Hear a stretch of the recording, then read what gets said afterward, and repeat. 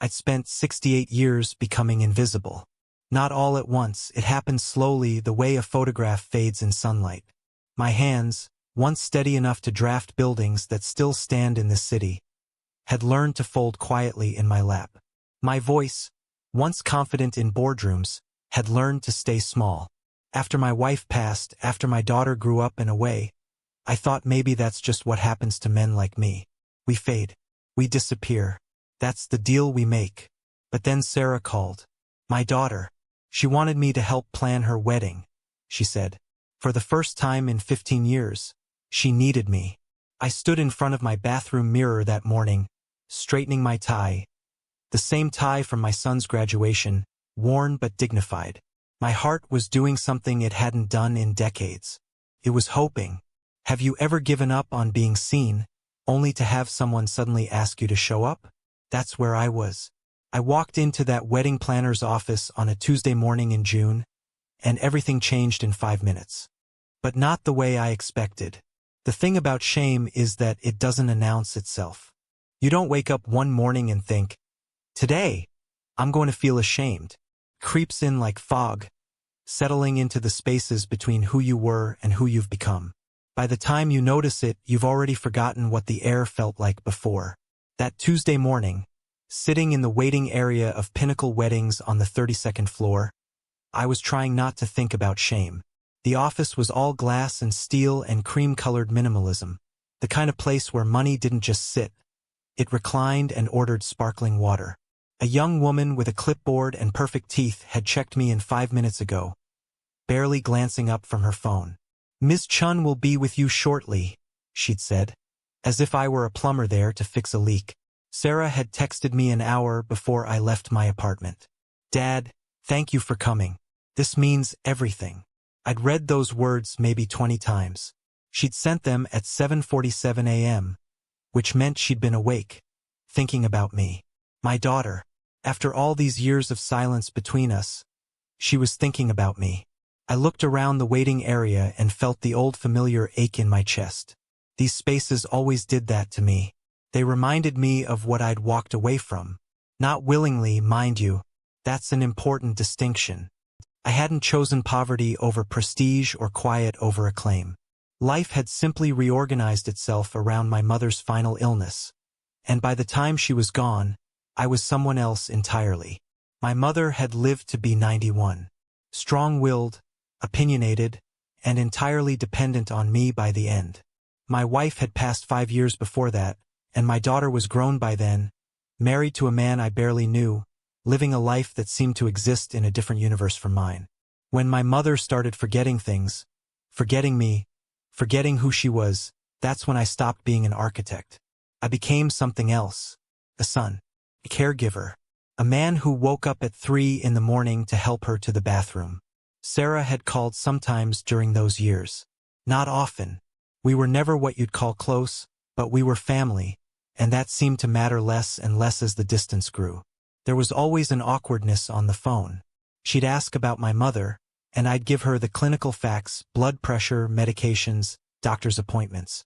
She'd tell me about her life, her job in marketing, her boyfriend who was always about to become her fiancé. We were ships passing, trading coordinates but never quite meeting. When my mother finally died, peacefully in her sleep, which felt like a gift even then, I was 63 years old. Sarah came to the funeral. She sat in the front pew, looking like a stranger in a black dress that cost more than my monthly rent. We didn't really talk much. She had to get back to the city. Work, life, understanding. So I had 5 years of what you might call living alone. My pension from a job I'd left decades earlier was modest but enough. I volunteer at a community center now, helping kids learn to draw.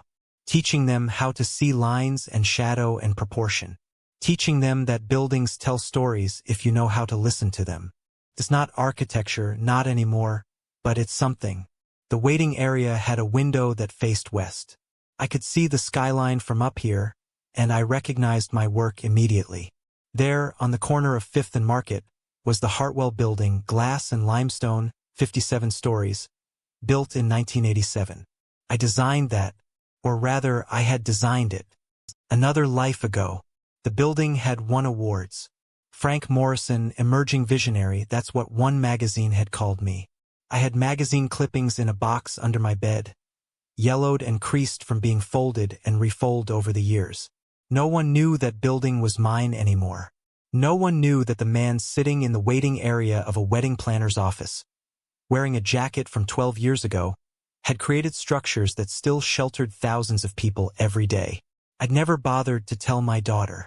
How would I even start that conversation? By the way, Sarah, before I disappeared from your life to take care of Grandma, I was someone important. It sounded like bragging. It sounded like self-pity. It sounded like a man trying to matter. A door opened, and a woman emerged. She was tall, maybe 50, with sharp features and sharper eyes. Her blazer was burgundy, expensive-looking, and she moved through space like someone who'd never doubted her right to occupy it. "Mr. Morrison?" she said, extending a hand. "I'm Patricia Chun, owner of Pinnacle Weddings. Let's talk about your daughter's special day. Shall we?" I stood up, suddenly aware of my shoes.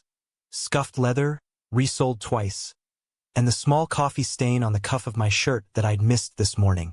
Patricia Chen's handshake was brief and professional, but her eyes did that thing where they moved across me like a scanner, cataloging and assessing. "Sarah's told me wonderful things about your vision for the wedding," I said, following her into a corner office that looked like it cost more per square foot than my entire apartment was worth. "Has she?" Patricia settled into an ergonomic chair and gestured to the seat across from her. "Tell me, Mr. Morrison, what's your understanding of what we do here at Pinnacle?" I sat down carefully, the way you sit in someone else's living room, as if the furniture might judge you. "I imagine you plan weddings," I said. She smiled, but it wasn't a warm smile. It was the smile people use when someone has said something mildly amusing but essentially foolish. "We curate experiences," she corrected me. "Pinnacle serves a very specific clientele. Our events aren't just weddings, Mr. Morrison. They're statements. They're reflections of a lifestyle, a status, and aesthetic sensibility." She leaned back in her chair, and I noticed the way she positioned herself, angled slightly away from me, as if preparing for disappointment. "We maintain very particular standards." I nodded, though I wasn't entirely sure what she meant. I was thinking about Sarah, about the fact that she'd asked me to come here to be part of this. I was thinking about the text message. "This means everything. Your daughter mentioned you'd be involved in some capacity," Patricia continued, her tone suggesting this was a complication she'd rather not deal with. "But I want to be frank with you. We work with families who understand the level of sophistication our events require.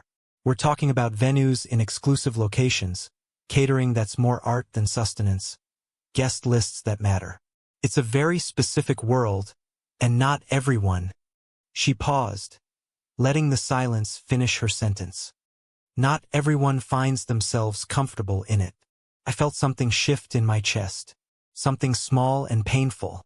I recognized that look, the one that said I didn't belong here, that my presence was a liability, that I represented something outside the boundaries of acceptability. "I understand," I said quietly. "Do you?" she asked, and there was something almost cruel in the way she asked it. "Because you see, Mr. Morrison, Pinnacle Weddings isn't just about flowers and catering. It's about heritage. It's about knowing the difference between Murano glass and Baccarat.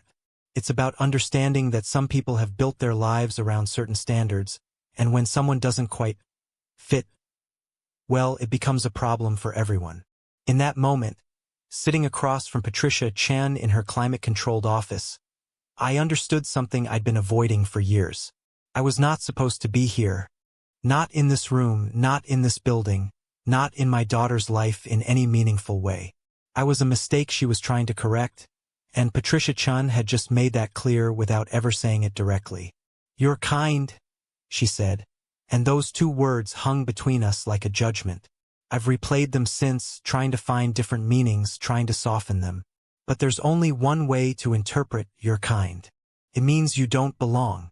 It means people like you have a place, and this isn't it. I sat there for maybe 10 seconds without speaking. That's a long time when someone has just insulted you. My first instinct was to leave. Get up, walk out, call Sarah and tell her I couldn't do this. Tell her that her wedding planner had drawn a line, and I was on the wrong side of it. But I didn't move. I was thinking about my mother, about all those nights when she'd forgotten who I was, and I'd had to remind her. It's Frank, Mom, your son. I'm here. I was thinking about Sarah, about the 15 years of silence, about one text message that said I mattered. I think you've misunderstood me, I said finally, and my voice sounded steadier than I felt. I'm not here to plan a wedding. I'm here because my daughter asked me to be. Whether I belong in your world or not. Well, that's not really your decision to make, is it? Patricia didn't flinch. She just leaned forward slightly, her elbows on the desk, and I saw something flicker across her face. It wasn't respect. It was curiosity.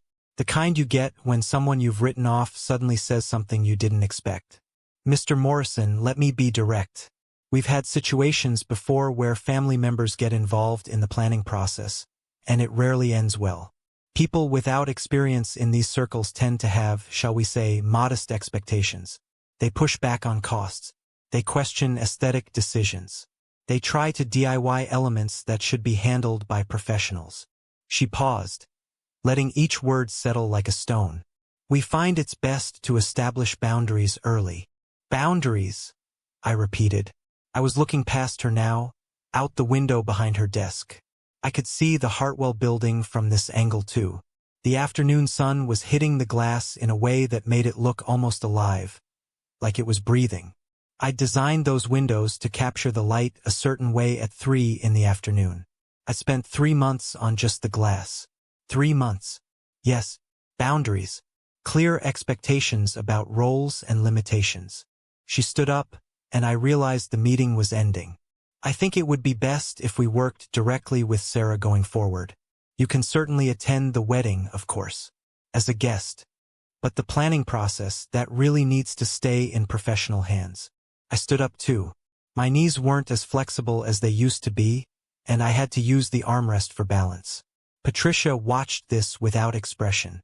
She was already moving toward the door, already preparing to show me out, already checking her phone for the next appointment. Before I go, I said, I want to ask you something. When you look at someone, what do you see? She stopped, actually stopped and turned back to look at me. I'm sorry. When you look at someone, what do you see? Their clothes? Their age? Their hands? I held mine up. My palms were scarred from years of renovation work, from helping my mother with her rehabilitation after her stroke, from living a life that leaves marks. Or do you see something deeper? Something that might tell you who they actually are? Patricia's expression didn't change, but something in her jaw tightened. Mr. Morrison, I see people who fit the profile for the services I provide. It's nothing personal. It's business. It's always personal, I said. That's what you don't understand. Everything is personal. Every choice you make about who belongs and who doesn't, that's personal. And someday you might realize you were wrong about someone, and by then, it's too late to fix it. I walked to the door myself. I didn't wait for her to escort me out. In the elevator, descending from the 32nd floor, I felt something break loose inside my chest. Not anger. I've learned to live with anger. It was something worse. It was the realization that this was what my life had become. A man who could be dismissed with a glance. A man whose presence made things worse instead of better. My phone buzzed as I was walking through the lobby. A text from Sarah. How did it go? I'm so excited to work with Patricia. She comes highly recommended. I stood there on the marble floor, people moving around me like water around a stone, and I didn't know what to tell her. I could lie. I could say it went fine, that Patricia seemed great, that everything was on track. Or I could tell her the truth. I could tell her about your kind. I could tell her about the dismissal, the boundaries, the suggestion that my presence in her wedding planning was a problem. But if I told her, what then? She'd have to choose between me and Patricia Chin. She'd have to decide whether her father was worth the inconvenience of finding a new wedding planner. And I already knew what that choice would be. I'd been making these calculations for so long that they'd become automatic. My presence weighed against convenience. My dignity weighed against her peace of mind. My dignity always lost. I started typing. It was great. Patricia seems very professional. I think she'll do a wonderful job. My thumb hovered over the send button. One tap and the lie would be official. One tap and I'd be accepting my place as someone who doesn't quite fit, who needs to be managed, who should stay quiet and grateful for whatever scraps of inclusion I get. I deleted it. Actually, something happened. Can we talk on the phone? I pressed send before I could change my mind. The phone rang maybe 30 seconds later. Sarah's voice came through, already worried. Dad? What's wrong? What happened with Patricia? I found a bench near the lobby's window and sat down. Through the glass, I could see the Hartwell building again. The sun had shifted, and now it was casting long shadows across the plaza below. People were walking through that space, living their lives, working in offices I'd designed, sitting in buildings I'd created. And none of them knew that the man who built what they occupied was sitting on a bench in a wedding planner's office building, about to tell his daughter something he should have said years ago. Sarah, I said, I need to tell you something about myself. Something I should have told you a long time ago. There are moments in life when you stand at a crossroads and realize that every choice you've made up until this point has led you here. Not by accident. By the accumulation of small surrenders. Each time I'd stayed silent when I should have spoken, each time I'd made myself smaller to fit into someone else's comfort, each time I'd accepted being unseen. I was building a path directly to this bench, this phone call, this moment of reckoning. Sarah was quiet on the other end of the line. I could hear her breathing, the ambient noise of an office behind her, the sound of someone waiting to hear something they're not sure they want to know. What do you mean? She asked finally. What do you need to tell me? I looked down at my hands. The scars told their own story. Deep lines across my palms from a scaffolding accident in 1989. White marks where wedding rings and engagement rings had been before my wife passed. Calluses from years of volunteer work at the community center. These hands had built things. They'd held my mother as she died. They'd held my wife's hand through chemotherapy. They'd drawn thousands of blueprints. And yet, Patricia Chun had looked at them and seen only someone who didn't belong. Your mother and I got married in 1982. I started. And I heard Sarah shift slightly, confused by the sudden change of subject. We met in architecture school. We were both going to design the world. We were going to build beautiful things and make our mark. I paused, remembering my wife's face from 50 years ago. Young, full of possibility, convinced we were going to change everything. We did build some beautiful things. But then life happened. Dad, what does this have to do with? Just listen, I said gently. Please. Sarah didn't interrupt again. Your mother got pregnant with you in 1986. It wasn't planned, but we were happy about it. She took time off work after you were born. Maternity leave stretched into a year, then 2. My career was moving forward. I was getting commissions. Big ones. I was working 80-hour weeks, traveling to project sites, making a name for myself in architectural circles. I stopped, feeling the weight of that sentence. I was becoming successful at the exact moment your mother was becoming invisible. She'd given up her career, her identity, everything to raise you. And I let her. I was too focused on my work to notice she was disappearing. I could hear Sarah breathing on the other end, but she still wasn't speaking. When you were 7, your mother decided she wanted to go back to work. She wanted to design again. She wanted to be more than just mom and wife. She was talented, Sarah. More talented than me, if I'm being honest. But she couldn't find her footing again. The industry had moved on. Her portfolio felt dated. Firms weren't interested in someone who'd been out of the game that long. She tried for 2 years, got rejection after rejection, and eventually gave up. She went back to being a mother and a wife, and she never designed another building in her life. I wasn't sure why I was telling her this. I hadn't thought about my wife's failed attempts to return to architecture in decades. We'd never really talked about it, not seriously. It was just something that happened, something we accepted, something we moved past. But sitting on this bench, having just been dismissed by someone who'd looked at me and decided I didn't matter, I suddenly understood my wife's silence in a way I never had before. My mother got sick when you were 23, I continued. Your mother had just been diagnosed with her own health issues, nothing serious at first, but enough to slow her down. My mother needed someone to care for her. She didn't want strangers. She wanted family. She wanted me, so I stopped working. I told my firm I needed to step back. I told them it was temporary, that I'd be back in 6 months, a year at most. But I never went back. Dad, I didn't know you left your job because of Grandma, Sarah said, her voice softer now. You told me you retired early. I told you a lot of things that weren't quite true, I said. I told you I was fine. I told you I didn't mind. I told you it was temporary. But what I didn't tell you was that I was watching my career dissolve while I was helping my mother to the bathroom and bathing her and sitting with her at 3 in the morning when she couldn't sleep and was terrified. I felt something crack in my voice, and I stopped for a moment. I didn't tell you because I didn't want you to feel guilty. I didn't want you to feel obligated to come home or to help. I made myself disappear so you wouldn't have to. The silence stretched between us. Car honked somewhere on the street below. An elevator dinged in the lobby behind me. Normal life continuing around us while this moment happened. Your mother died when you were 28, I said. You remember that? Of course I remember, Sarah said quietly. She was 56 years old, Sarah.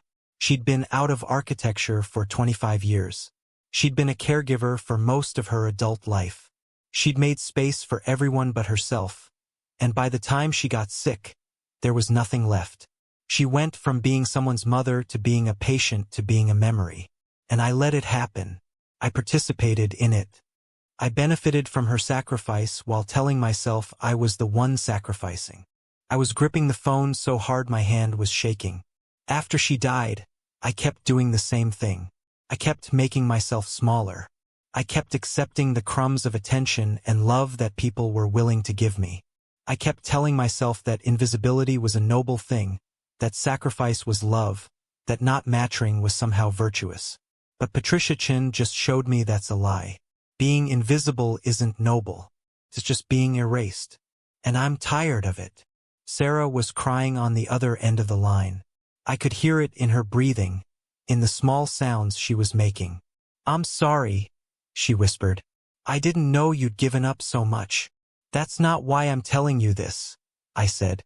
I'm not telling you this so you'll feel sorry for me or guilty or obligated. I'm telling you this because that wedding planner looked at my hands and my jacket and my face, and she decided I wasn't worth knowing. And I was about to accept that. I was about to apologize for existing, tuck my tail between my legs, and disappear once again. But I'm not doing that anymore. I hung up the phone after Sarah and I talked for another 20 minutes. She asked questions. Real ones. Where had I studied architecture? What projects had I worked on? Why had I never told her? There was a note in her voice that I hadn't heard in years. Curiosity mixed with something that might have been pride. Or regret. Maybe both. Before we said goodbye, she asked me to come back to the wedding planner's office with her the next day. I want Patricia to know who you are, she said. There was steel in her voice. The kind of steel that comes from a daughter realizing her father was diminished by someone she'd hired. I told her no. She pressed, but I held firm. I don't need Patricia Chun to validate me, Sarah. That's the whole point. I spent 68 years waiting for people to see me. I'm not going to spend another day of my life waiting. That night I couldn't sleep. I lay in my bed in my small apartment. 1 bedroom, worn furniture, books stacked on every surface, and I thought about the Hartwell building. I thought about going to see it one more time, not as a ghost haunting his own work, but as the man who created it. The next morning I called out of my volunteer shift. Maria, who runs the youth art program, was disappointed but understanding. I took the subway downtown, transferring twice, standing in a crowded car filled with people who had somewhere important to be. I was one of them now. I had somewhere important to be. The Hartwell building looked exactly as I remembered it and nothing like I remembered it at the same time. That's the strange thing about returning to your own work after decades. You see it with new eyes. You see the compromises you made, the decisions that seemed brilliant at the time but now feel slightly off. You see where budget constraints forced you to use lesser materials. You see where a client's vision collided with your own. But underneath all that, you see the bones of what you intended. You see the architecture. I stood across the street for a long time. Construction workers were setting up scaffolding around the plaza level. They were preparing to renovate the street-level retail space. 3 decades of people had walked through those doors.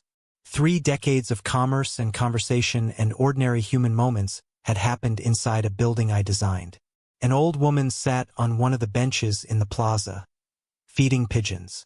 She looked like she'd been doing it for a while, comfortable in the space, belonging there. The bench itself was one I'd designed, limestone and steel, with specific angles to encourage sitting without providing the kind of comfort that would discourage turnover. I thought that was clever then. Now it just seemed cruel. But the woman didn't look uncomfortable.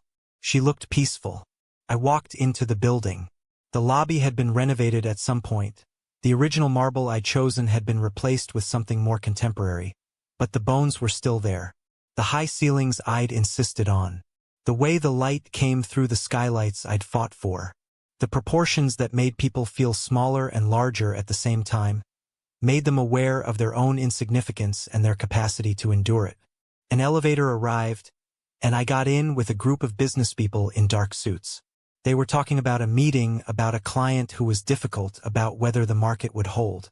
None of them noticed me. I was just an old man in a worn jacket, taking up space. I got off on the 23rd floor. I didn't have a reason to be there. I wasn't going to see anyone.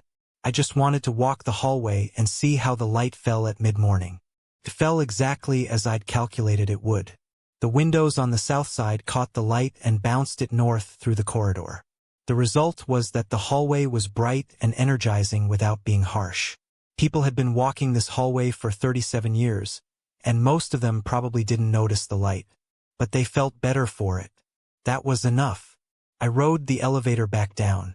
As I was walking out of the building, I passed the security desk. The guard, a man maybe 10 years younger than me, nodded. It was a small gesture, the kind of acknowledgement you give a fellow human being. It was more recognition than Patricia Chun had given me. Outside, I found a coffee shop across the street from the building and ordered tea.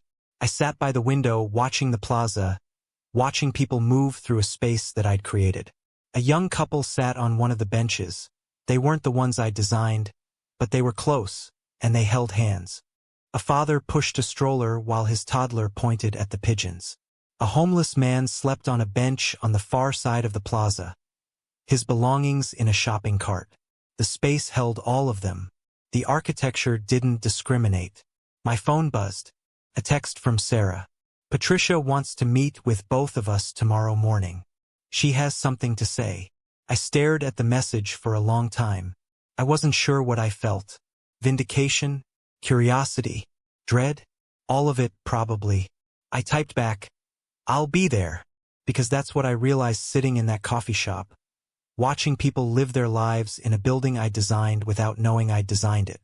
Being seen isn't about someone finally understanding your worth. It's about understanding your own worth, completely, with or without their recognition. Patricia Chun could apologize or not apologize. She could see me or continue to look through me. It didn't matter anymore. I'd already seen myself. That night, Sarah called me. "Dad, I need to tell you something. I've known who you were for 5 years." I felt my chest tighten. "What do you mean?" "I was researching something for work," she said. "I needed information about architectural design firms from the 1980s. I was Googling around, and I found an article about the Hartwell building. It mentioned the architect, Frank Morrison, and I thought, that's a common name, it can't be. But then I looked at the date. You would have been the right age. So I looked deeper and I found old magazine articles about you. About your work." I couldn't speak. "I was going to ask you about it," she continued.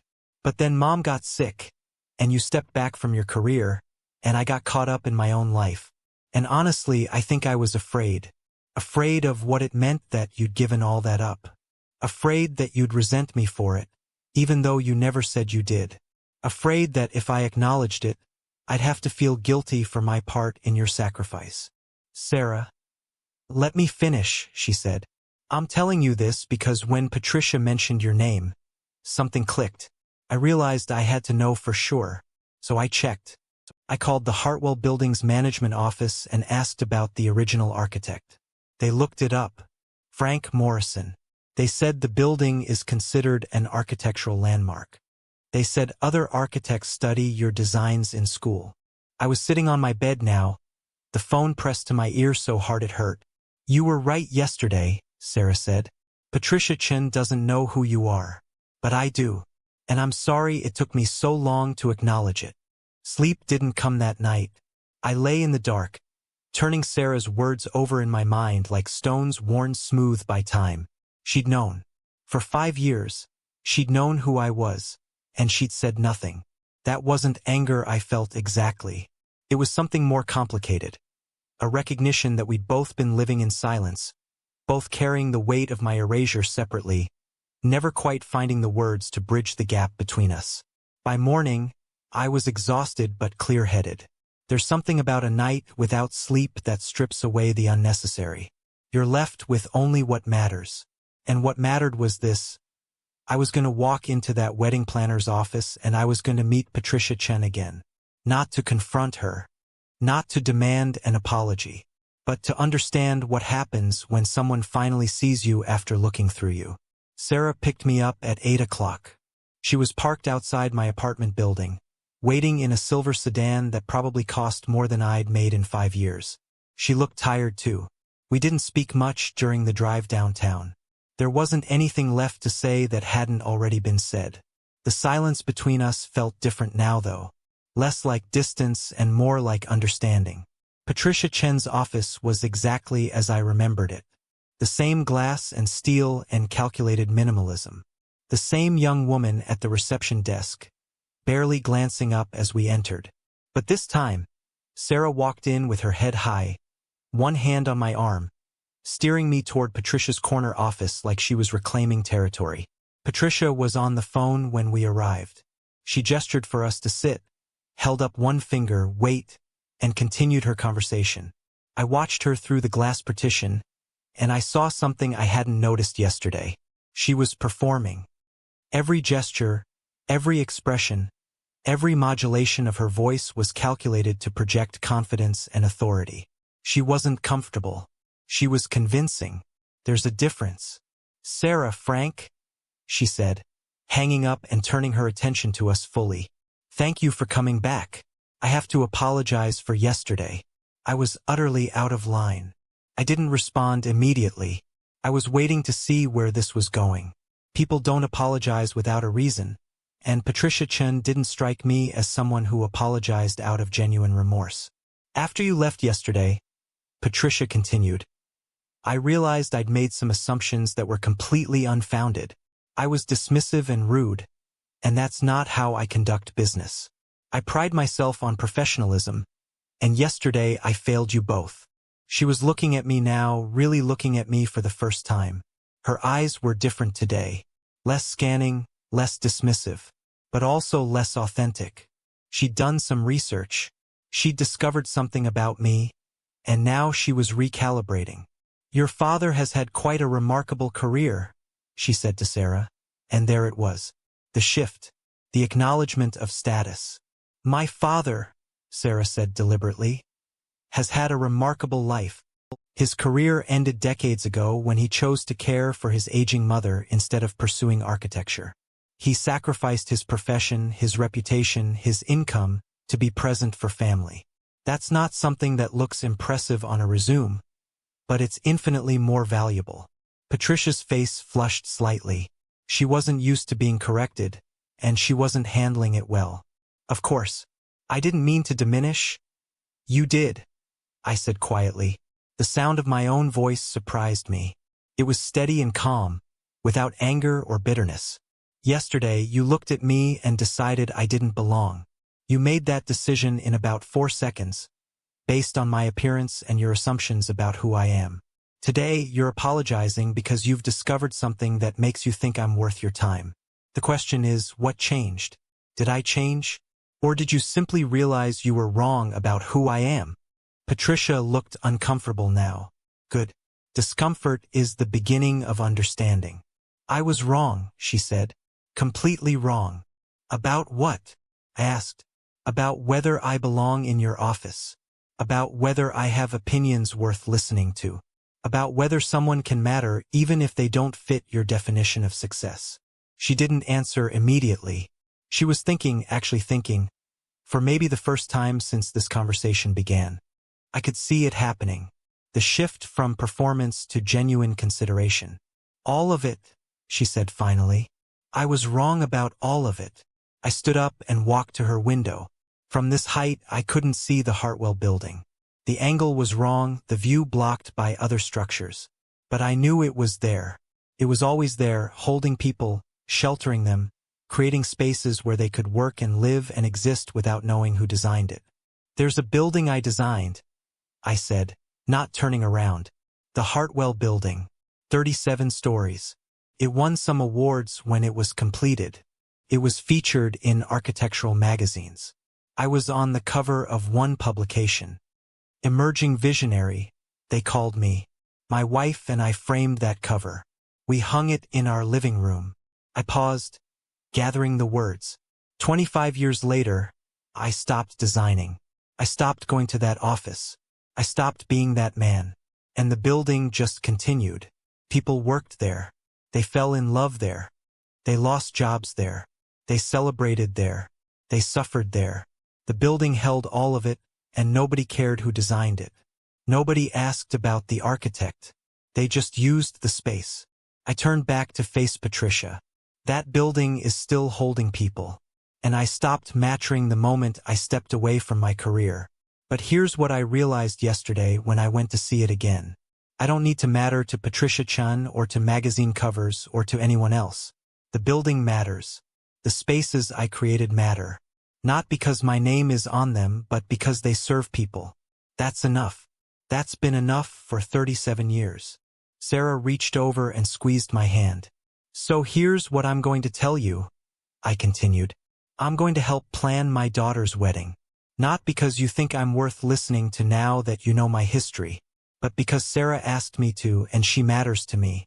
If you can work with me on that basis, if you can treat me as a full human being with thoughts and ideas and opinions that deserve consideration, regardless of my resume, then we can do business. If you can't, Sarah will find another wedding planner, and we'll move forward without you. Either way, I'll be fine. Patricia looked between Sarah and me. I could see her calculating, running the numbers, figuring out how to manage this situation to protect her business and her reputation. I'd very much like to work with both of you, she said finally. And then, almost as an afterthought, I'd like to do better than I did yesterday. I'd like to do better going forward. It wasn't a profound apology. It wasn't a revelation or a moment of true transformation. But it was honest. It was a woman acknowledging her failure and committing to incremental improvement. I could work with that. Over the next 3 weeks, something unexpected happened. Patricia Chun became almost tolerable. Not warm. Not suddenly enlightened about her own biases or transformed into a better human being. But tolerable. Professional. Respectful in the way that comes from recognizing someone's value, even if that recognition arrived late and required external validation to occur. Sarah and I met with her twice a week. We discussed flowers and catering and music. We debated the merits of different venues. Patricia made suggestions that were actually good, and I made suggestions that Patricia actually listened to. It was strange, working alongside someone who dismissed me so thoroughly just weeks earlier. But it was also oddly instructive. It showed me something about how the world operates, how quickly people can shift their behavior once they understand who you are, or at least who you were. What Patricia didn't understand, and what I made no effort to explain, was that who I had been didn't matter as much as who I was becoming. One afternoon, Sarah and I were sitting in the community center where I volunteer. We were in the youth art studio. High ceilings, excellent natural light from the north-facing windows, the kind of space that makes creativity feel possible instead of forced. I was showing her some of the work my students had done. Drawings, sculptures, mixed media pieces. Children between the ages of 8 and 16, Most of them from neighborhoods where art wasn't a priority, where survival was the priority. "This is beautiful, Dad," Sarah said, looking at a charcoal drawing of a street scene. A boy named Marcus had drawn it. 14 years old. Angry at the world and brilliant with his hands. "This is really beautiful. Marcus did this." "Marcus did this," I confirmed. "He didn't think he could draw. Came in here convinced he was useless. That's what his parents told him. That's what his teachers told him. But I showed him something. I showed him that you don't have to be perfect to be valuable. You just have to create. You just have to try." Sarah was quiet for a moment. "Is that what you wish someone had shown you?" I considered the question. "No," I said finally. "I was shown that. I was told I was talented. I won awards. I was validated constantly. But I didn't learn how to value myself. I learned how to depend on other people's recognition to feel like I mattered. And when I stopped doing the work they valued, I stopped mattering. I became invisible." I walked over to Marcus's drawing and tapped it gently. "What Marcus is learning is different. He's learning that the value is in the creation, not in the recognition. He's learning that he matters because he exists and he tries, not because someone important says he's good enough." "That sounds like something you're learning too," Sarah said. "I'm 71 years old, Sarah. I shouldn't have to learn this at 71. But apparently I do. Better late than never, I suppose." Sarah put her arm around me, and we stood there looking at the children's work. Kids who didn't know their names would probably never matter in the larger world. Kids who might grow up to be plumbers or teachers or office workers or unemployed. But right now, in this moment, they were creating something. They were exercising their capacity to imagine and build and express. That was enough. Later that week, I received an email from the Hartwell Building's management office. They were planning a renovation anniversary celebration. 37 years since the building's completion. They wanted to honor the original architect. They wanted me to come speak about the design process and the vision behind the building. I stared at the email for a long time. This was the kind of recognition I would have dreamed of 10 years ago. This was validation from an external source. This was proof that I mattered. And I wasn't sure I wanted it. I called Sarah and read her the email. "What do you think?" I asked. "What do you think?" she countered. "I think it would be strange," I said. "Standing in front of a building I designed, talking about decisions I made 37 years ago, watching people nod and pretend they care about the architecture when what they really care about is getting back to their offices." "Or," Sarah said, "you could stand in front of a building you designed and talk about the decisions you made. You could tell people why those decisions mattered. You could remind them that the spaces they occupy every day were created by someone who cared about how light falls and how sound travels and how your body moves through a space. You could show them that the invisible people matter too." "When did you become wise?" I asked. "I had a good example," she said. "It just took me a long time to recognize it." I wrote back to the Hartwell Building's management office and said yes. I would come. I would speak about the building and the design process and what it meant to create something that outlasts your involvement in it. The evening of the celebration, I stood in the lobby of the Hartwell Building wearing a new suit. Sarah had insisted on taking me shopping. She'd paid for it before I could protest. The suit was simple and well-made, the kind of thing I would have chosen for myself if I'd thought I deserved nice things. The lobby was filled with people. Architects, engineers, office workers who'd spent decades in the building. Building management, the mayor even. A photographer from the local architecture magazine was there to document the event. The same magazine I'd been on the cover of 40 years ago. A woman approached me as I was standing near the information desk, looking up at the skylights I'd fought so hard to include in the design. I didn't recognize her, but something about her felt familiar. "Mr. Morrison?" she said. "I'm Dr. Elizabeth Chun, Patricia's mother. She asked me to come tonight and say something to you. I wasn't expecting this." I felt my chest tighten slightly. "Of course. Patricia told me what happened in her office," Dr. Chun said. "She told me what she said to you. She's been quite ashamed, actually. She's a good person. She just made a terrible judgment call. But I think what happened after that is more important than what happened before. What do you mean? I asked. Patricia's been thinking about judgment, Dr. Chun said. About how quickly we decide who people are based on their appearance. She's been volunteering at a community center in the lower part of the city, teaching people how to organize events for their neighborhoods. She's doing it for free on her own time. She's been different since meeting you. Less certain. More curious. I didn't know what to say to that. The idea that my encounter with Patricia Chun had somehow changed her, had made her question her assumptions, was almost too much to process.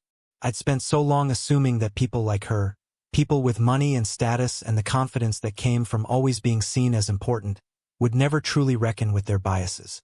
Tell her I'm glad, I said finally. I will, Dr. Chun said. And I wanted to tell you something else. Patricia looked up your work after that day. She studied the Hartwell building. She's been reading about your other projects. She says they're remarkable. She's sorry she didn't know who you were when you first met. But more than that, she's sorry that it mattered. Dr. Chun smiled and walked away, leaving me standing there in the lobby of my own creation. The event began. I was introduced as the original architect. I walked to a podium they'd set up in the center of the lobby. I looked up at the skylight. The light was hitting it at exactly the angle I'd calculated, golden and warm in the late afternoon, and I started to speak. 37 years ago, I began. I was a young man with certainty. I thought I knew how buildings should be. I thought I knew how light should fall and how space should breathe and how people should move through the world. I was right about some things and wrong about others.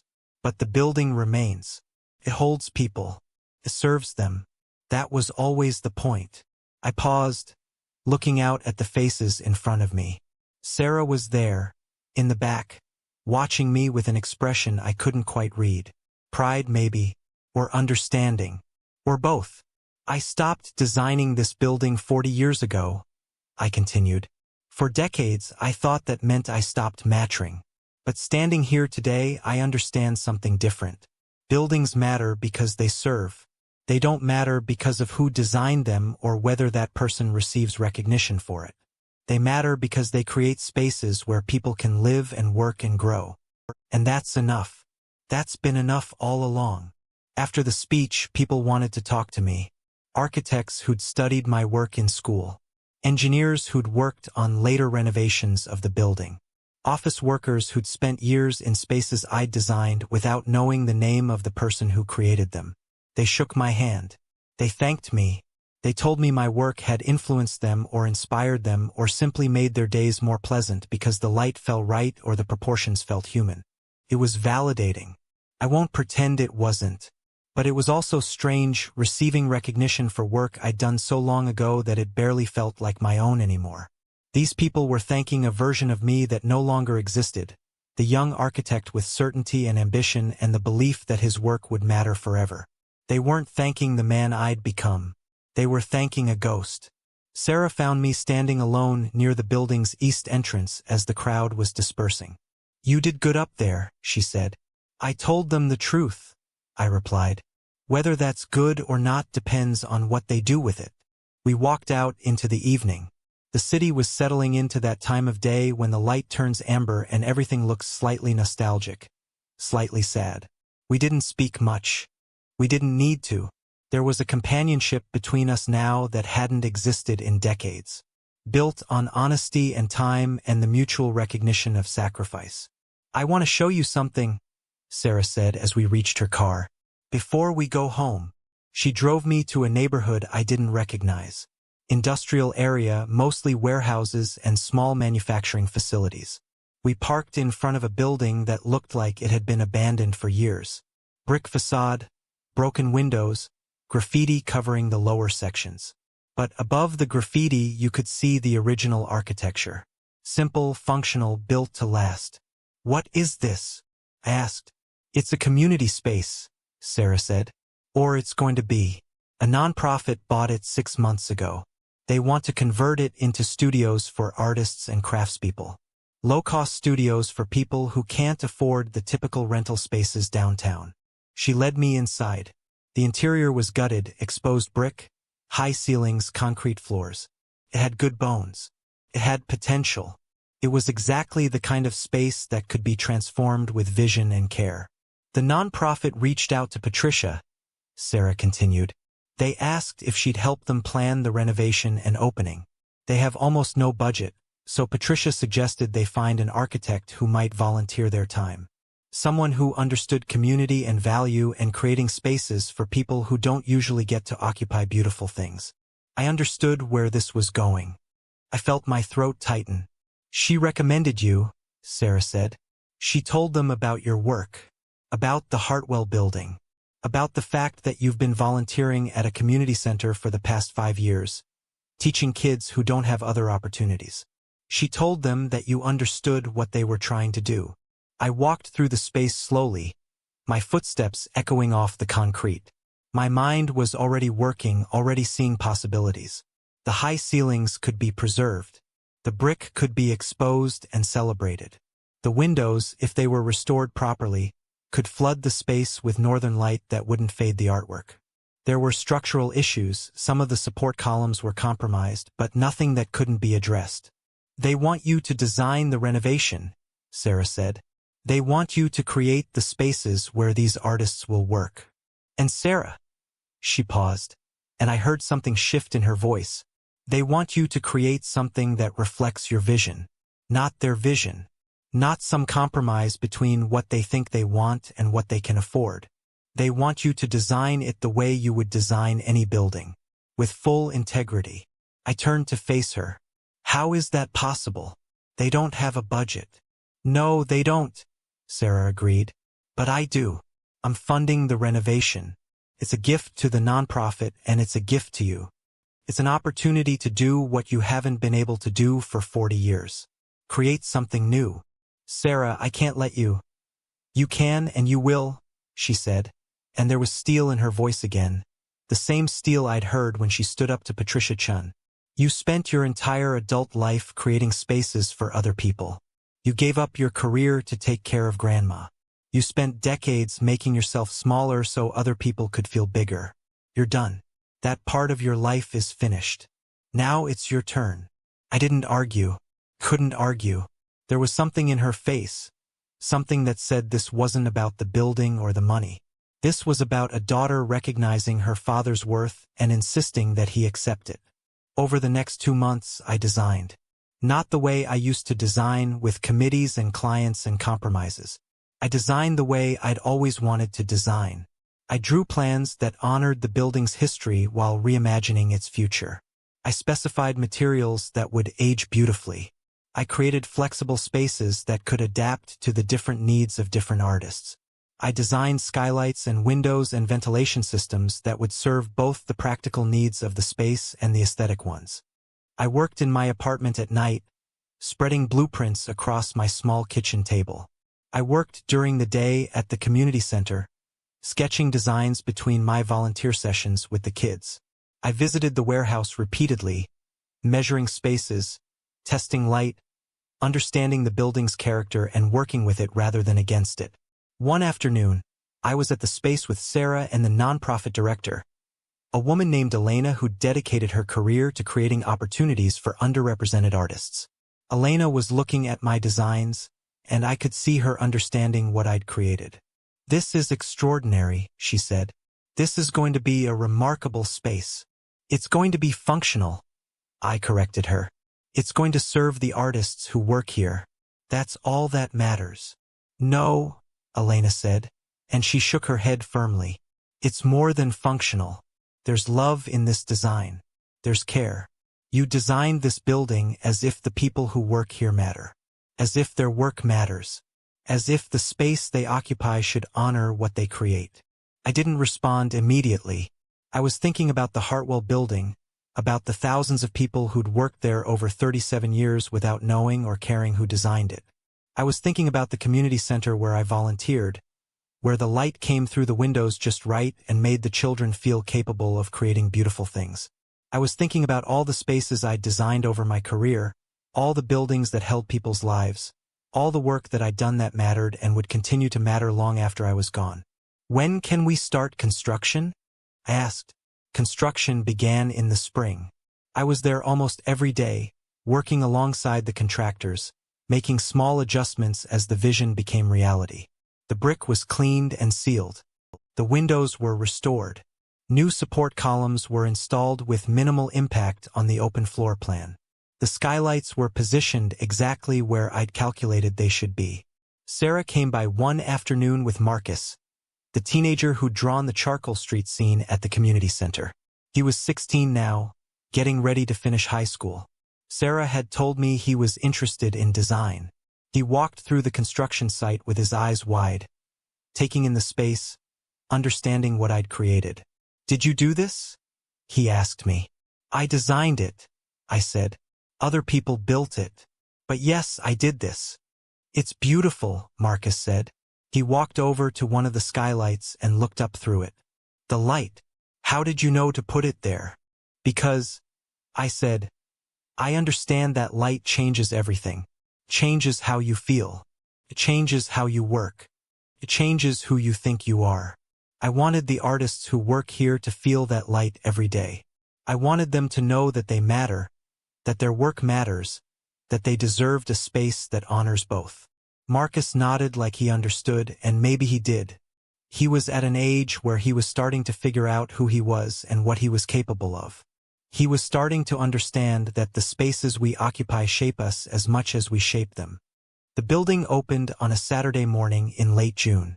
The nonprofit organized an event, artists displaying their work, live performances, food from local vendors.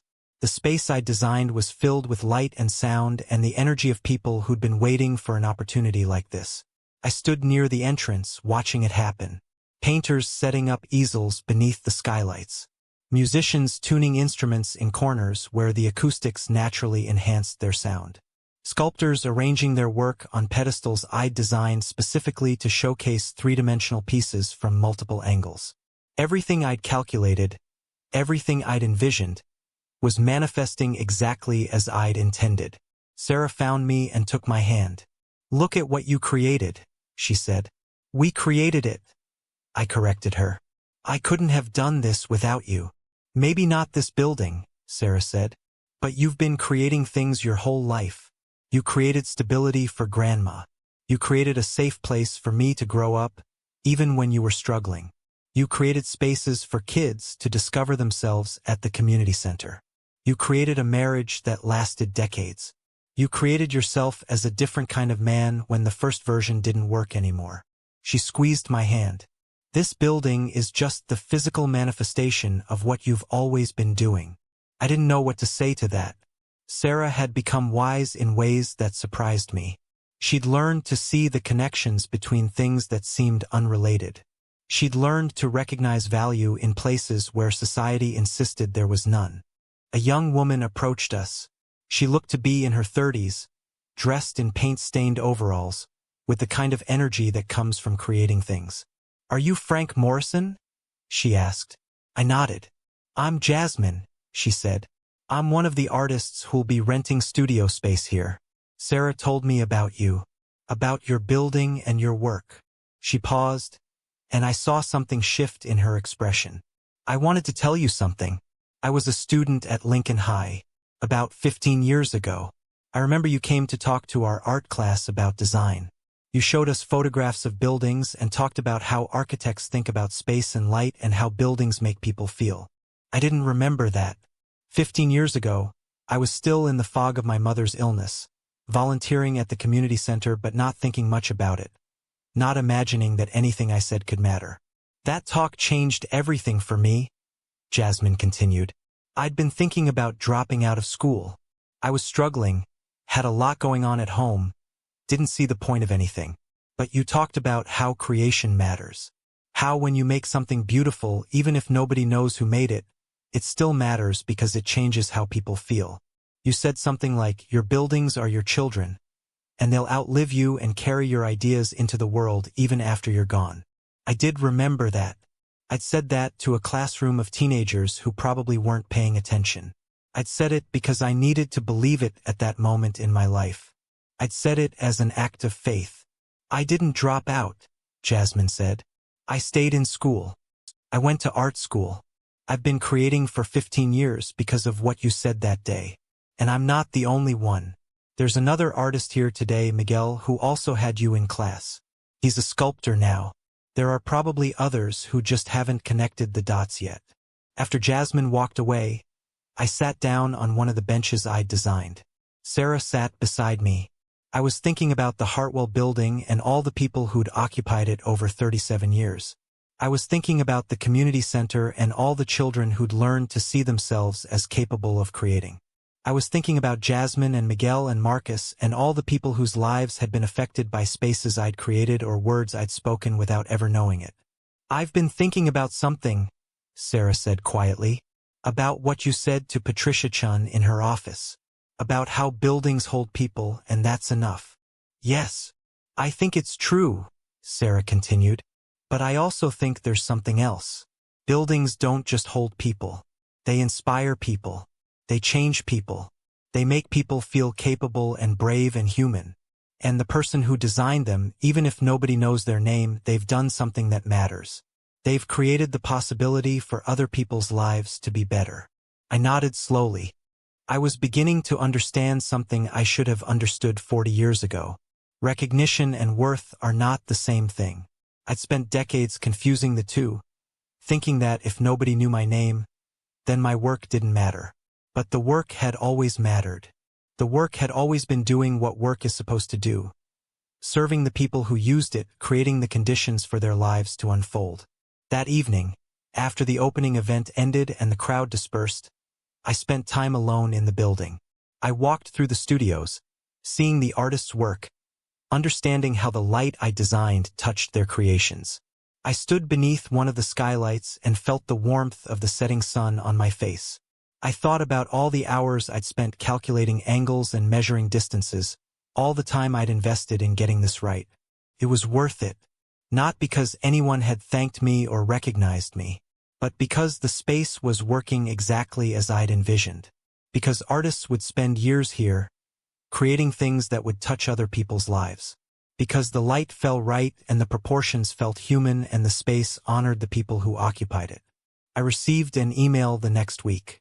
It was from the architecture school at the university where I'd studied 50 years ago. They wanted me to come speak to their students about designing for community. They'd heard about the warehouse project. They wanted to know about my philosophy and process. They wanted to feature my work in their alumni magazine. I said yes. I prepared for the lecture differently than I would have prepared 40 years ago. I wasn't trying to impress anyone.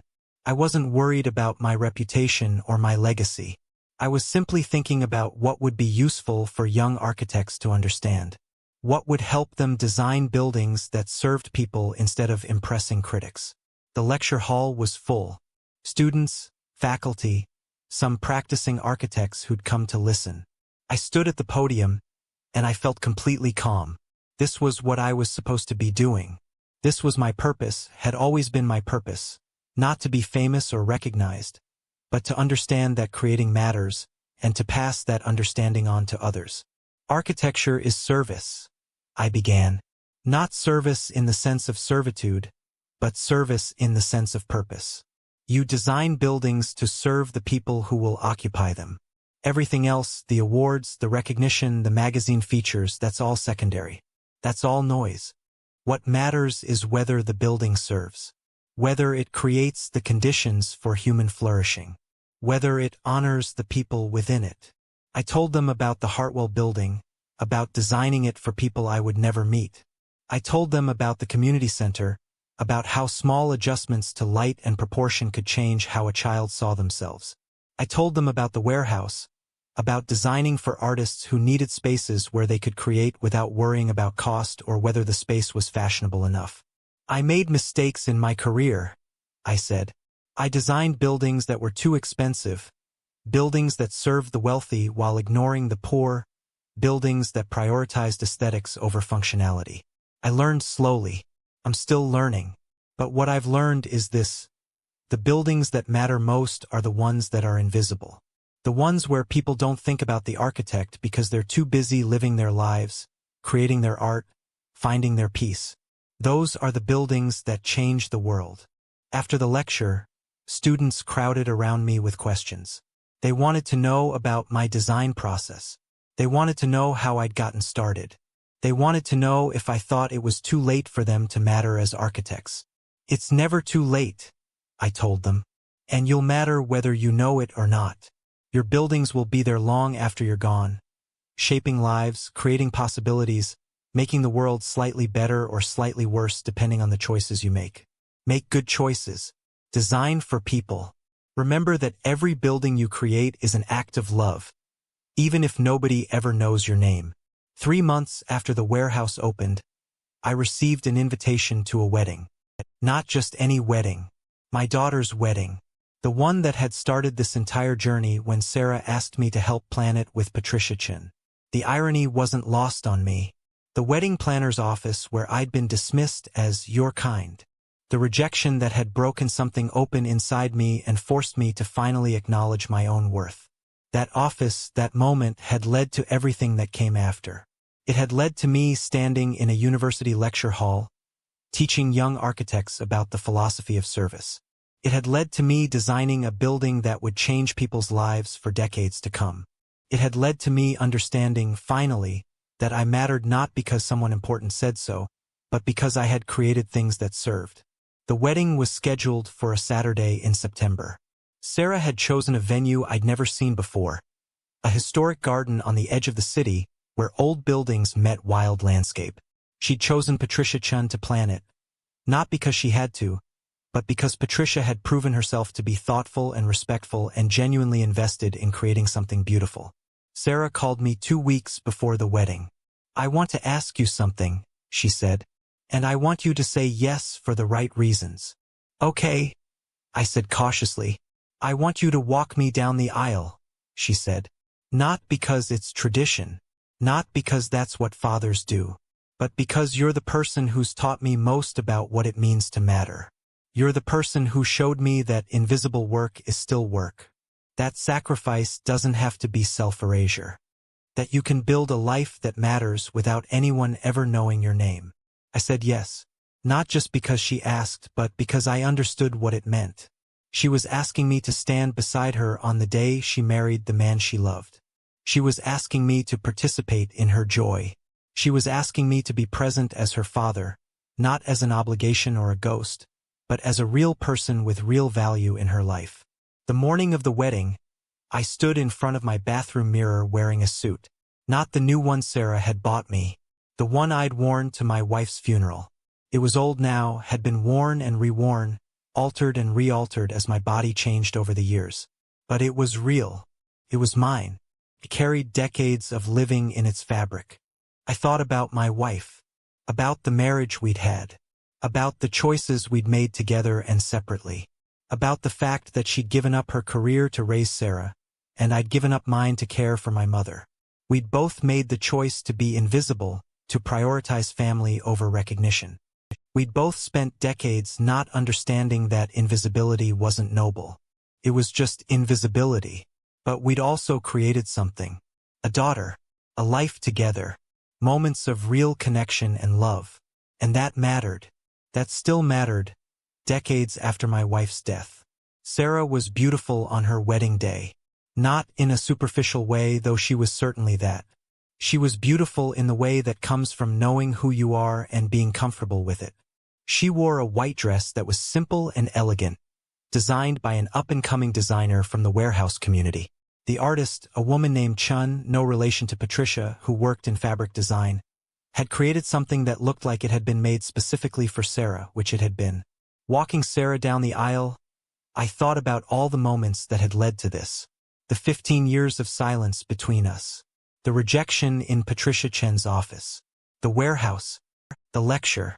The reconnection that wasn't really a reconnection so much as a recognition that we'd always been connected, we'd just been afraid to acknowledge it.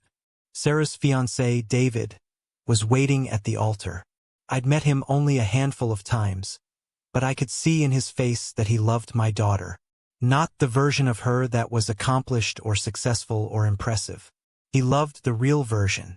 The version that was vulnerable and honest and capable of great compassion because she'd learned it from watching her father sacrifice and struggle and eventually reclaim his dignity.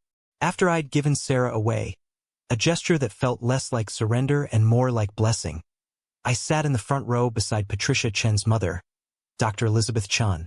Patricia sat on her other side, and I noticed she was crying quietly as Sarah exchanged vows with David. She told me what happened in my office, Patricia whispered to me during the reception. I know what I said to you. I know I hurt you. You did, I said simply. But it mattered. It forced me to understand something I should have understood decades ago. I've been different since that day, Patricia said. I've been thinking about all the times I've judged people based on appearances, all the assumptions I've made, all the people I've dismissed because they didn't fit my narrow definition of success. She paused. I quit Pinnacle Weddings. I'm working with Elena at the nonprofit now. I'm helping them secure funding and resources for the artists. It's not glamorous, but it matters. I looked at Patricia and saw something I hadn't seen in her office that first day. Genuine remorse, genuine growth, the understanding that she'd been wrong, and the willingness to change because of it. I'm glad, I said. The reception was held in the garden as the sun was setting. Tables were arranged among the flowers. String lights were hung between trees. The space had been designed by a landscape architect, but I could see the influence of my warehouse design in how the space flowed, how the light was positioned to enhance the natural beauty of the garden, how every element served the purpose of making people feel welcome and honored. Sarah danced with David. Sarah danced with me. During our dance, she leaned her head on my shoulder and said, "Thank you for teaching me what matters." "You taught me," I replied. "I was just a slow learner." Later that night, after the reception had ended and most of the guests had departed, I walked through the garden alone. The lights were still strung between the trees, creating pockets of warmth in the darkness. I found myself thinking about legacy again, not in the sense of buildings or awards or recognition, in the sense of what you pass on to the people you love. I passed on resilience to Sarah. I'd passed on the understanding that sacrifice doesn't have to be self-erasure. I'd passed on the belief that creating things that serve matters more than being known for creating them.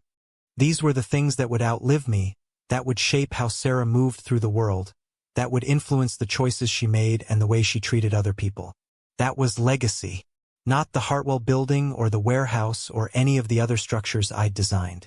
It was the way I'd lived my life, the choices I'd made, the person I'd become through struggle and silence and eventual reclamation of my own worth. Marcus found me in the garden. He was there because Sarah had invited him. He was part of my extended family now, in a way that transcended the formal boundaries of relationship. He'd become a volunteer at the community center, teaching younger kids the same things I'd taught him. "This is beautiful," he said, looking around at the garden. "It is," I agreed. "Did you design it?" he asked. "No," I said. "Someone else designed this. But I understand how they were thinking. I understand what they were trying to do." Marcus nodded. "That's going to be me," he said. "I'm going to study architecture. I want to design spaces like you do, spaces that make people feel like they matter." I put my hand on his shoulder. "Then you'll understand something most architects never figure out," I said. "You'll understand that the building isn't the point. The people are the point. The building is just the container that holds them." We stood there in the garden as the lights twinkled around us, and I felt something settle in my chest. Not peace exactly, but something close to it. Acceptance, maybe. Understanding that my life, with all its sacrifice and struggle and eventual reclamation, had mattered. It had shaped people. It had created ripples that were spreading outward in ways I might never fully understand. That was enough. That had always been enough. 1 year after the wedding, I received a phone call from the mayor's office. They were planning a celebration of the city's architectural heritage. They wanted to feature the Hartwell building as a landmark. They wanted to honor the architect who designed it. They wanted me to be part of the event. I almost said no. The old version of me, the one who'd spent decades being invisible, would have said no. He would have found reasons to decline. He would have worried that accepting the honor somehow meant he was admitting his life had been about seeking recognition all along. But I'm not that version of myself anymore. I said yes. The event was held at the Hartwell building itself. The plaza was decorated with photographs of the building from different eras. There were displays showing the original architectural drawings. There was a historical timeline tracing the building's impact on the city's development. There were architects and city officials and journalists and ordinary people who'd spent years working in the building, none of them knowing who designed it until today. Sarah was there. Patricia was there. Dr. Elizabeth Chun was there. Elena and Jasmine and Miguel were there. Marcus was there, now a freshman in architecture school, already understanding that his education was about learning to serve, not learning to be famous. The nonprofit artists were there, creating live art in the plaza beneath the building I designed 40 years ago. I stood in front of a crowd of maybe 200 people and talked about the building. I talked about the decisions I'd made in designing it. I talked about the light I'd fought for and the proportions I'd calculated and the materials I'd specified. But more than that, I talked about why those things mattered. When I designed this building, I said, I was a young man with certainty. I thought I knew how buildings should be. I thought the value of my work was in how many people knew my name. I was wrong about that, but I was right about something else. I was right that buildings matter. They matter because they hold people. They matter because they shape how people feel about themselves and their capacity to do difficult things. I paused, looking up at the building's facade. The afternoon sun was hitting the glass in a way that made it look almost alive. I stopped designing this building 40 years ago. For decades, I thought that meant my work was finished, that my life was heading toward irrelevance. But I understand now that the work was never finished. The building keeps working, keeps serving, keeps shaping people's lives, and I'll never know most of the ways it does that. And that's okay. That's better than okay. That's everything. After the event, a young woman approached me. She looked to be in her 20s, professional dress, the kind of energy that comes from someone who's focused on their career. She introduced herself as Emma, and she told me she worked in the building. She'd been working there for 3 years. I wanted to tell you something, she said. This building saved my life. I waited for her to continue.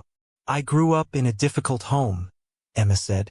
I didn't think I was capable of much. When I was 16, I got a job as a cleaning person in this building.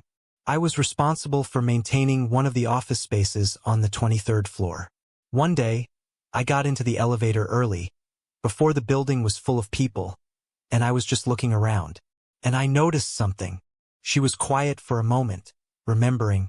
The light, she continued. The way the light came through the skylights. The way it made the whole floor feel warm and hopeful. And I thought someone designed this. Someone cared enough to figure out exactly how to position the windows and skylights so that the light would fall like this. Someone spent time thinking about how the people in this building would feel. Someone thought about me, even though they'd never met me. I felt something catch in my chest. That realization changed everything, Emma said. I started noticing other things about the building. The way the corridors flowed. The way the spaces felt human-sized even though the building was huge. And I thought, if someone cared this much about designing a building, then maybe there were other people in the world who cared about things. Maybe there were people who valued thoughtfulness and beauty and service. Maybe I could be one of those people. Emma's eyes were bright with tears. I went back to school. I studied environmental design. I'm working on making buildings more sustainable and more human-centered. And it's all because I noticed the care that went into this building.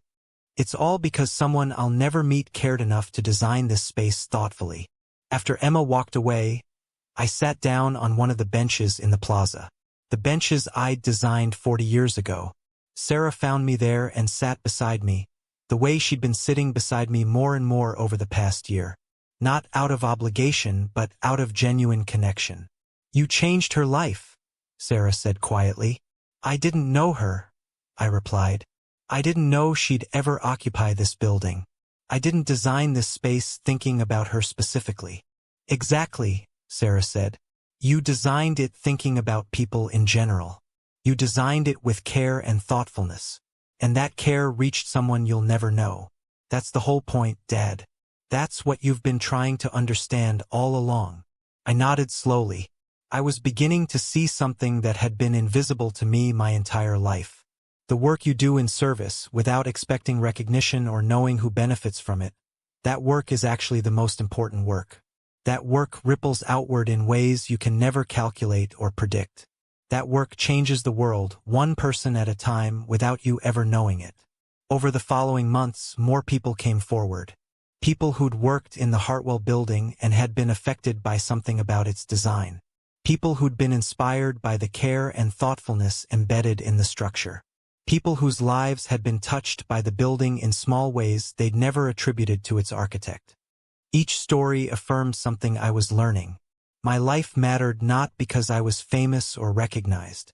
My life mattered because I'd tried to create things that served other people. My life mattered because I'd made choices, sometimes sacrificial choices, that prioritized other people's well-being over my own recognition. The warehouse opened its second phase. I designed that too. This time there was more money, more resources, more potential. But I designed it the same way I'd designed the first phase. With care.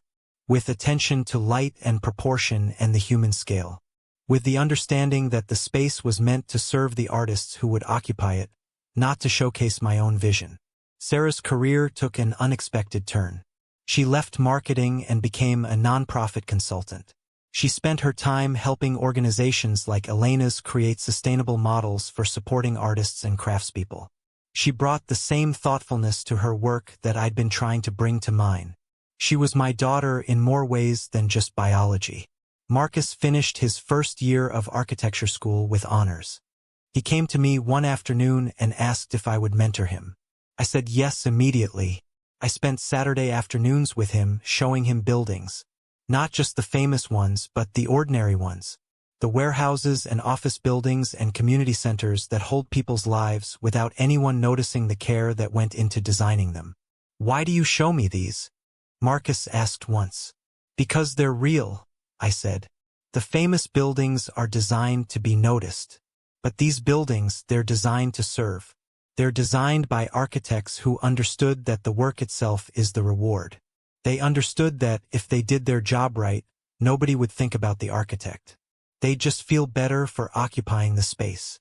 2 years after the warehouse opened, I turned 73. Sarah organized a birthday celebration.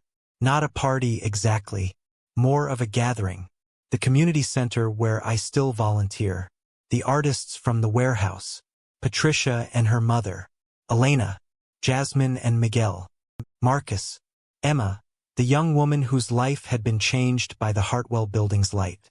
Dozens of people whose lives had been touched by my work in ways I'd never expected. Someone asked me to say something. I stood up in front of these people. People I'd served and people who'd served me, though the distinction between the two had become blurred, and I thought about what to say. I spent most of my life, I began, thinking that my work had to be seen to matter.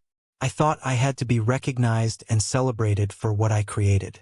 I thought that if nobody knew my name, then my work didn't matter. I paused, looking around the room. I was wrong. My work mattered not because anyone knew who I was. It mattered because it served. It mattered because it created the conditions for other people to live better lives, to create better things, to become better versions of themselves. I thought about my wife, about the career she'd given up. I thought about my mother, about the years I'd spent caring for her. I thought about all the time I'd spent being invisible, thinking that invisibility meant I didn't matter. I understand now that invisibility isn't the opposite of mattering, I said. It's actually the purest form of mattering. When you create something and you don't need anyone to know that you created it, when you serve and you don't expect gratitude, when you do good work simply because it's the right thing to do, that's when you matter most. That's when you're actually changing the world. I looked at Marcus. "You're going to be an architect," I said. "You're going to design buildings. Some of them will be celebrated and win awards. Most of them won't be, but they'll all matter. They'll all serve. That's enough. That's everything." Later that night, alone in my apartment, I stood at the window and looked out at the city. I could see the Hartwell building in the distance, its glass and limestone catching the light of the setting sun. I could see the warehouse, though it was too far to make out any detail. I could see the community center where I volunteer, where children are learning to create and to value themselves for their capacity to create. I thought about the spaces I'd designed over my lifetime. Some of them were famous. Most of them weren't. But they were all real. They were all serving people. They were all making the world slightly better, one person at a time. I thought about the sacrifice I'd made, giving up my career to care for my mother. I thought about how I'd spent decades feeling like that sacrifice had erased me. But I understood now that it hadn't erased me. It had simply redirected me. It had taught me that creation is more important than recognition. It had taught me that service is the highest form of love. My life had mattered, not because I was famous, not because my name was on buildings, but because I tried every day to create things and do work that served other people. That was legacy. That was enough. That was everything. Frank Morrison's story isn't just about one man reclaiming his dignity. It's about recognizing that your worth was never dependent on anyone else's acknowledgement of it. He spent 73 years learning what should have been obvious from the start, that the most powerful legacy isn't measured in fame or recognition or magazine covers. It's measured in the spaces you create, the people you touch, and the quiet, invisible impact of simply showing up and doing good work. The rejection in Patricia Chen's office wasn't the end of Frank's story. It was the beginning. It was the moment he finally understood that being unseen didn't mean being worthless. It meant he was free. Free from the burden of needing validation from people who didn't understand what he'd built. Free to create for the sake of creation itself. Free to serve without expecting gratitude. This is what true empowerment looks like. Not winning the battle or proving someone wrong, though Frank did both. Empowerment is the moment you stop needing the world to confirm your value because you've already confirmed it for yourself. It's the moment you understand that your sacrifices weren't failures. They were choices, and those choices matter in ways you may never fully understand. There's a story on this channel about a different kind of invisibility. It's about a woman who spent decades raising a family, only to be replaced by a younger version of herself in her husband's eyes. But like Frank, she discovers something extraordinary in the moment when she finally decides to reclaim her own worth. And her journey teaches us that dignity doesn't come from being chosen. It comes from choosing yourself no matter how long it takes. I want you to see how her story connects to Frank's. I want you to understand that invisibility and rejection are often the catalysts for the most profound transformations. So when you're ready, when you want to see another person discover the power that comes from finally truly valuing themselves, click that link and continue watching. Because your story might be waiting there too.